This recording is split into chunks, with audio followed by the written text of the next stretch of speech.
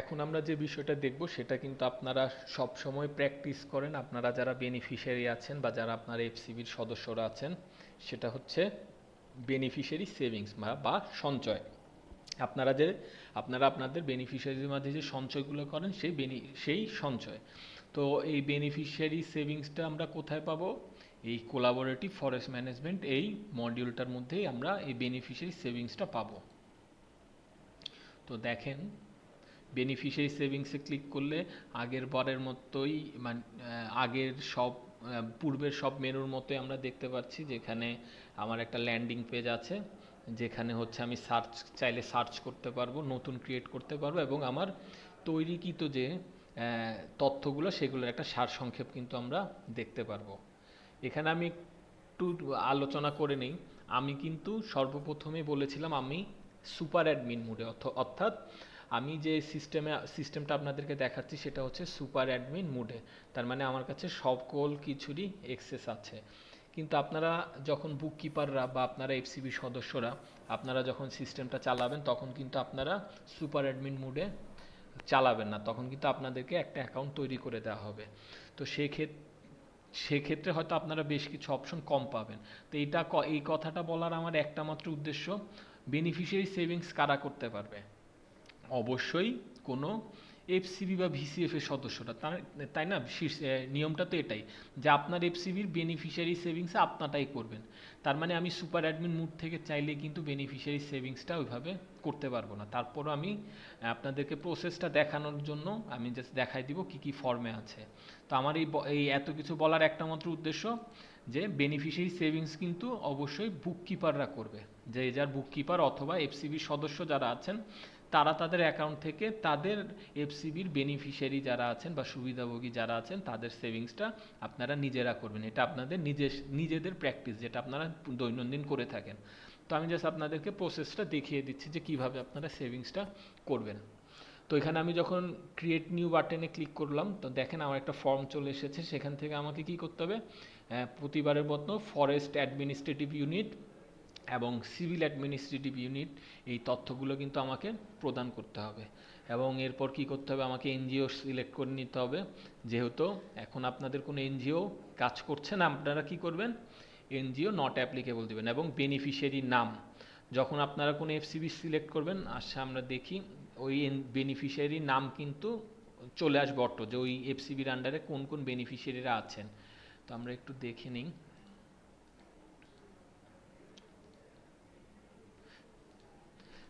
আচ্ছা, দেখেন আমার কিন্তু এখানে চলে এসেছে এই এফসিবির আন্ডারে কোন কোন বেনিফিশিয়ারিরা আছেন তাদের কিন্তু সকল জনের তথ্য কিন্তু চলে চলে এসেছে। এবং আপনারা কিন্তু চাইলে এখানে একটা সার্চ বক্সও আছে আলাদা করে। ধরেন কেউ একজন আসলো যে আমি সেভিংস করব, ধরেন সে রিপন হতে পারে। তা আমার তো এখান থেকে ধরেন সকল বেনিফিশিয়ারির নাম আসছে, তা আমার তো এখানে রিপন খুঁজে বের করাটা একটু ডিফিকাল্ট হয়ে যাবে। তখন আমি চাইলে রিপন নাম দিয়েও কিন্তু বের করে আনতে পারি। এই যে দেখেন আমার রিপন চলে এসেছে। তারপর আমি বেনিফিশিয়ারি সিলেক্ট করব। তারপর সে অ্যাকাউন্ট টাইপটা মানে কি ধরনের সে জমা সেভিংটা করবে, মান্থলি করবে, উইকলি করবে নাকি হাফ মান্থলি করবে। আপনারা সবাই যেহেতু মান্থলি করেন, মাসিক সঞ্চয় করেন, তো মাসিক দিবেন এবং ইনস্টলমেন্ট মানে প্রতি মাসে কিস্তির পরিমাণটা কত হবে সেই পরিমাণটা দিব। যেমন আপনাদের হচ্ছে হয়তো 200 হয়, বা কেউ মাসে 200 টাকা যা কিস্তি রাখে, কেউ 300, যে যাতে রাখুক সেটা আমরা সেই অ্যামাউন্ট এখানে দিয়ে নিব। এবং সেভ করলে কিন্তু আমার তথ্যটা সংরক্ষণ হয়ে যাবে এবং আমাকে কি করবে? ল্যান্ডিং পেজে নিয়ে আসবে। এখানে দেখেন আমি আমাদের বেশ কিছু বেনিফিশিয়ারি সেভিংসের তথ্য সিলেক্ট সংরক্ষণ করা ছিল, সেটার থেকে আমি আপনাকে দেখাচ্ছি। দেখেন যখন আমার সংরক্ষণ হয়ে যাবে তখন কিন্তু দেখতে পাচ্ছি যে আমরা একটা সারসংক্ষেপ দেখতে পাচ্ছি ল্যান্ডিং পেজে। এখানে দেখেন 3টা বাটন আছে, যে 3টা বাটন আমরা এর আগে হয়তো দেখিনি। সেটা হচ্ছে সেভিংস, উইথড্রয়াল এবং ডিটেলস। তো সেভিংসে কি করব? দেখেন এর এর আগে আমরা এতক্ষণ যে ক্রিয়েট নিউতে যে কাজটা করেছিলাম সেটা হচ্ছে মোট কথা একটা পাস বই বানানো। তার মানে ধরেন একজন বেনিফিশিয়ারি সঞ্চয় করবে, তাহলে কি হয়? আমরা যখন একটা বেনিফিশিয়ারি বা একজনের সঞ্চয় নেই, সঞ্চয় জমা নেই, তখন কি করি, একটা বই বানাই না? বইয়ের মধ্যে তার নাম থাকে, তার এনআইডি থাকে, বিভিন্ন তথ্য থাকে না? তারপর কি করি, যে তারিখ দেই, কত টাকা জমা দিছে, তখন আমরা একটা সিগনেচার দিয়ে দিই, তাকে দেখাই যে দেখেন আপনি এত টাকা জমা দিয়েছেন। তো আমরা ক্রিয়েট নিউতে কি করলাম, একটা সঞ্চয় বই বানাইলাম, পাস বই বানাইলাম। এখন এখন কিন্তু আমরা কি করি নাই, টাকা জমা দেই নাই, জাস্ট বই বানাইলাম। এখন এই টাকা জমার জন্য, টাকা সঞ্চয় করার জন্য আমাকে কি করতে হবে, এই যে এখানে দেখেন সেভিংস, উইথড্রয়াল এবং ডিটেলস নামে আছে। ডিটেলস আপনারা চাইলে ডিটেলসটা দেখতে পারেন যে কত টাকা সে কিস্তি দিবে। সেভিংসে ক্লিক করলে সে, আপনারা চাইলে তার সেভিংসটা, মানে এখন এর মাই সেভিংসের মাধ্যমে তার মান্থলি যে ইনস্টলমেন্ট, সেই টাকাটা আপনারা কিন্তু নিতে পারবেন। এবং এখানে দেখেন লেখা আছে যে টোটো মিয়া, তার মিনিমাম ইনস্টলমেন্ট অ্যামাউন্ট কত, 100 টাকা। তার মানে কি, তার মাসিক কিস্তির পরিমাণ 100 টাকা। এখন সে যদি 99 টাকাও জমা দিতে চায়, তাহলেও কিন্তু আমার সিস্টেম নিবে না। কেন? অবশ্যই তার মিনিমাম যে সর্বনিম্ন যে কিস্তির পরিমাণ, সেটা হচ্ছে 100 টাকা। অবশ্যই তাকে 100 টাকা দিতে হবে। 100 টাকার বেশি চাইলেও সে সঞ্চয় করতে পারে, কিন্তু 100 টাকার নিচে সে সঞ্চয় করতে পারবে না।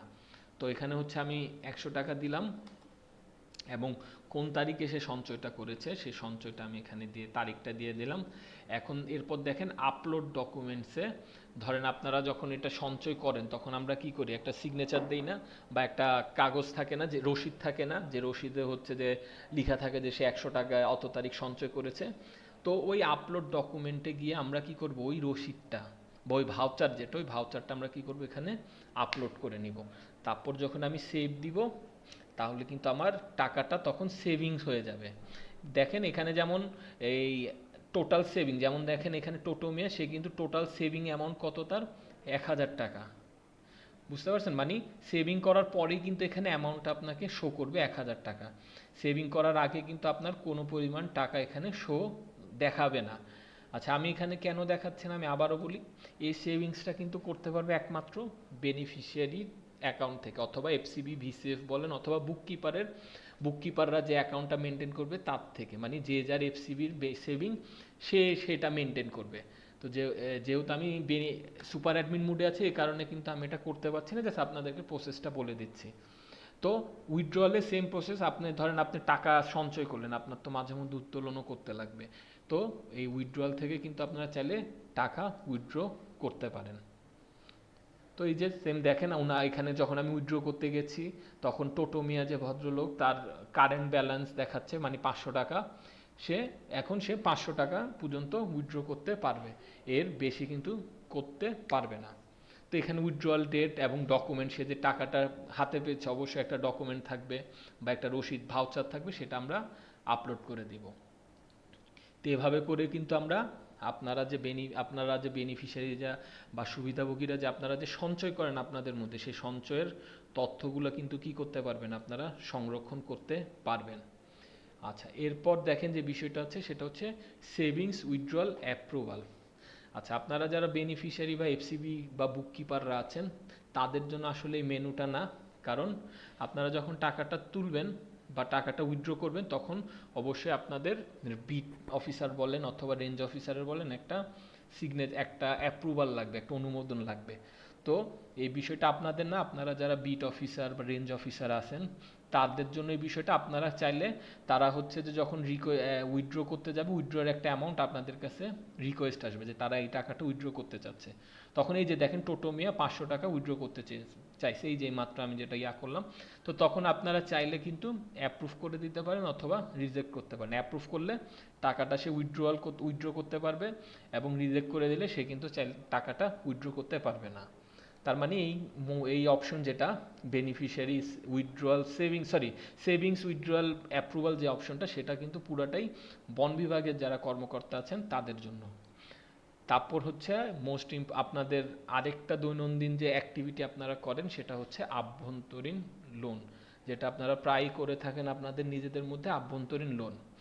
তো আভ্যন্তরীণ লোন বিষয়টা হচ্ছে, আভ্যন্তরীণ লোনটাও হচ্ছে বেনিফিশিয়ারি সেভিংসের মতো। তার মানে এফসিবিরা যে যার নিজের অ্যাকাউন্ট থেকে আভ্যন্তরীণ লোন দিতে পারবেন, নিজেদের মধ্যে আভ্যন্তরীণ লোনটা কিন্তু দিতে পারবেন।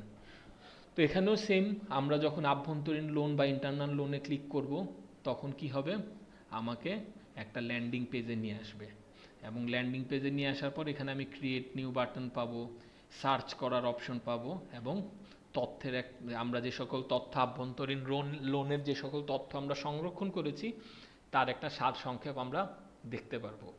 তো এখানে ক্রিয়েট নিউ বাটনে যখন আমরা ক্লিক করব তখন আমরা তথ্যগুলো সংরক্ষণ করতে পারবো। তো এখানে তথ্য সংরক্ষণ করার জন্য আমাকে বেনিফিশিয়ারি কোন এফসিবির সদস্য সেটা দিতে হবে, কোন ইউনিয়নের আওতাধীন সে বা বাসিন্দা সেটা দিতে হবে, কোন এনজিও আছে কিনা সেটা দিতে হবে। যেহেতু আমাদের কোনো এনজিও নেই সেক্ষেত্রে আমরা কি করব, অবশ্যই নট অ্যাপ্লিকেবল দেবো এবং বেনিফিশিয়ারি সিলেক্ট করতে হবে। তো একটু আমরা এটা করে নেই।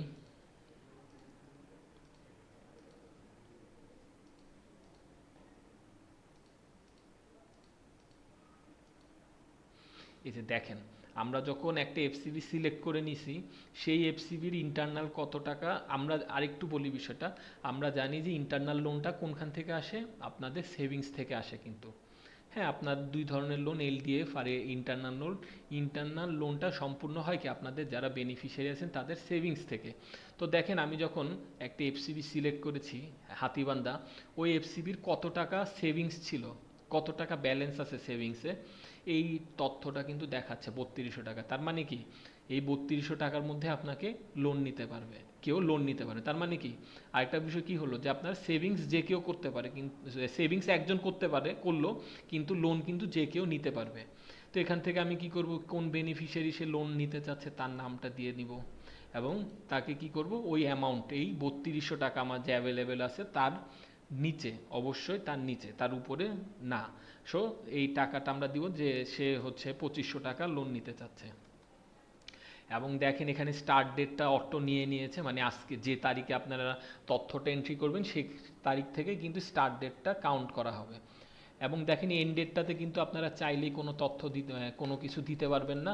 তার পাশেই দেখেন মান্থ ফর টোটাল রিপেমেন্ট, তার মানে এই কিস্তিটা সে কত মাসে সম্পূর্ণ করবে সেই মাসটা আমরা এখানে দিব।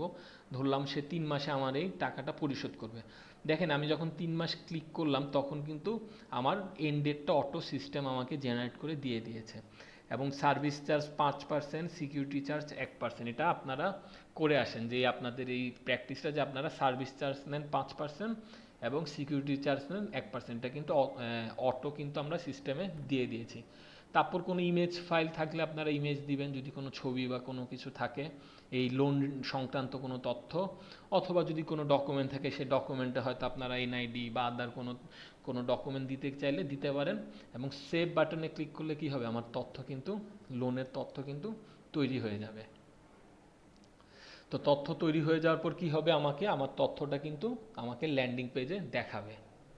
এবং দেখেন এই ল্যান্ডিং পেজে কিন্তু 3টা অপশন পাওয়া যাচ্ছে, সেটা হচ্ছে ডিটেলস, ডিলেট এবং সেন্ড ফর অ্যাপ্রুভাল। তো সেন্ড ফর অ্যাপ্রুভাল কি, আপনারা এই আভ্যন্তরীণ লোনটা কিন্তু আপনারা চাইলেই নিজেদের মধ্যে নিজেরা ডিসবার্স করতে পারেন। এটা অবশ্যই বিট কর্মকর্তা, আপনাদের যে বিট কর্মকর্তা আছে তার একটা অনুমোদন লাগে। তো এই যে এখানে আপনারা কী করবেন, সেন্ড ফর অ্যাপ্রুভালে পাঠিয়ে দিবেন।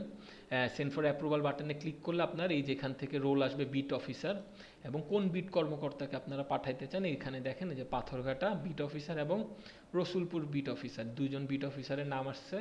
আপনার এফসিবিটা যে বিটের আন্ডারে পড়ে সেই বিট অফিসটার নাম দিবেন এবং স্টার্ট ডেট, কবে পাঠাচ্ছেন, কয়টায় পাঠাচ্ছেন সেই সময়টা সিলেক্ট করে নিয়ে রিমার্কে দিলে কিন্তু, ওকে দিলে কিন্তু কি হবে, আমার এই অনুমোদনটা কার কাছে চলে যাবে, বিট কর্মকর্তার অ্যাকাউন্টে চলে যাবে। তো বিট কর্মকর্তা তখন কি করবে, অ্যাকাউন্টটা অ্যাপ্রুভ করে দিলে তখন কি হবে, আপনার এই লোনটা অ্যাপ্রুভ হয়ে যাবে। যেমন দেখেন এখানে আমরা যতগুলো অ্যাপ্রুভাল স্ট্যাটাস আছে সব পেন্ডিং, তার মানে কি এখানে কোনো লোনই এখনো অ্যাপ্রুভ করা হয়নি। অ্যাপ্রুভ করে দিলে তখন কি হবে, এখানে অ্যাপ্রুভ অবস্থায় দেখা যাবে।